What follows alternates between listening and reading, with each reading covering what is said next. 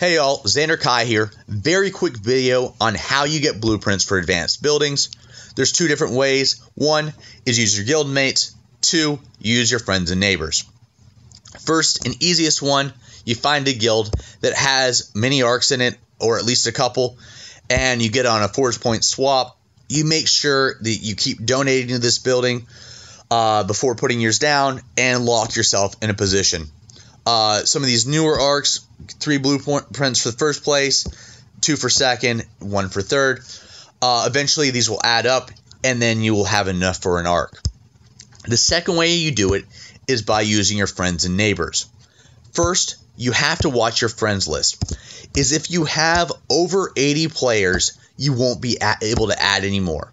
So keep your friends list right around 80 players so you can still visit taverns and aid/motivate players every day, and you get the gold from those. But as you need players that have arcs, you'll go through and you'll find players that aren't playing that often, and you'll delete them. So right here, I see this person's got me locked in. I go and I visit their town, and I'll see if anything's moving. And in this case, you'll see that none of their buildings are moving, so there's a good chance that they're not playing, and I'm going to be impatient, and I would delete that person. So you hit remove friend, they are then gone, and hopefully that takes you below the 80 player threshold, and you're able to add another player. What players do you add? You go to the find friend button, or to your neighbors list, and you find players that have arcs. So here we'll go to this guy. We'll see what great buildings he has. He has an Innovation Tower, which I want. He has a Cape Canaveral, which I want. He has an Arc, which everybody wants. And he has a Chateau Frontenac, which I also want. So I would go ahead and add that player as a friend. And if my friends list is below 80 players, I can add him. So same thing with neighbors list is I'll go through. You find neighbors that have the Arc, and you go ahead and you add those players as well. Now you say, why do I add these players? And the reason why is you can donate a chunk of Forge Points and lock in a placing. So if I go to Robbing the Hood, what I mean by this is that I click on his arc and I do a little bit of math. 334 minus 311, or 3,334 minus 3,011 would equal 323 Forge Points. So I know that at that point everything will be done, and I can't get third place, second place, or first place because there's not enough points to do this. So I'll go down to fourth place, and I see fourth place is currently getting 6 blueprints. That's a lot of blueprints. They add up very quickly to be able to complete your arc. So at this point you have to do a little bit more complex math, and it's not hard, I promise. All you do is you take that 323 Forge Points that were left, and you subtract whatever that fourth place person's is. So that's 33. And so that would leave us 290 Forge Points.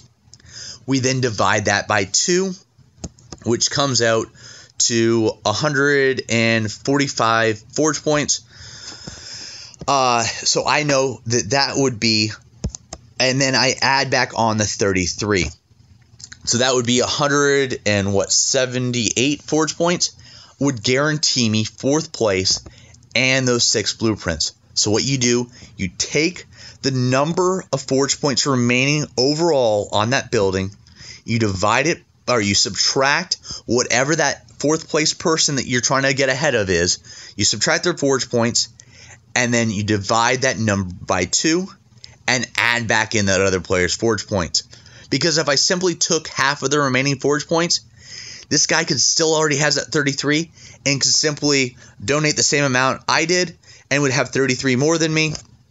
Or he wouldn't even have to donate as many I did. He could donate 1 less than me, and he already has those 33 Forge Points and would move back ahead. Sounds complicated.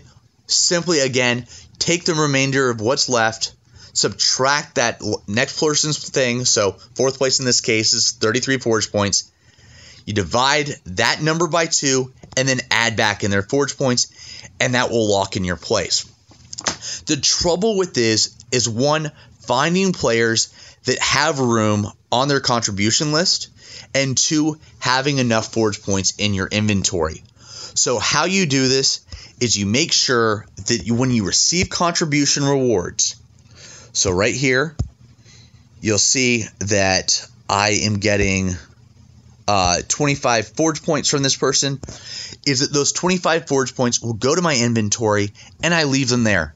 I don't use them for forge point swaps. I don't use them for research. I don't use them for trading. I don't use them for anything other than donating to other players' great buildings and locking them in place. So I would hopefully be able to get that 173 forge points, or 178 forge points that I need in order to lock myself in. Sometimes you'll get lucky and get them in your expedition or whatever, but you dump down all those forge points at once. Don't sit there and do them in increments, or somebody like me will come in, snipe you, and will knock you back a position, and you probably won't get those blueprints. So, again, two ways. One, use guild point swaps. Two, use friends and neighbors. Find friends, add them to your friends list. Even if they're neighbors, add them to your friends list so that when they move on, you're able to still get parts for the Ark. Then, what I find very important is that once you've constructed it, you still need blueprints for it. But instead of trading them, you simply let them pile up, and eventually they'll fill in the spaces. When I am still working on getting a great building, you'll click on it and you'll do the 2-for-1 trades to start off with, because you need to make a full set.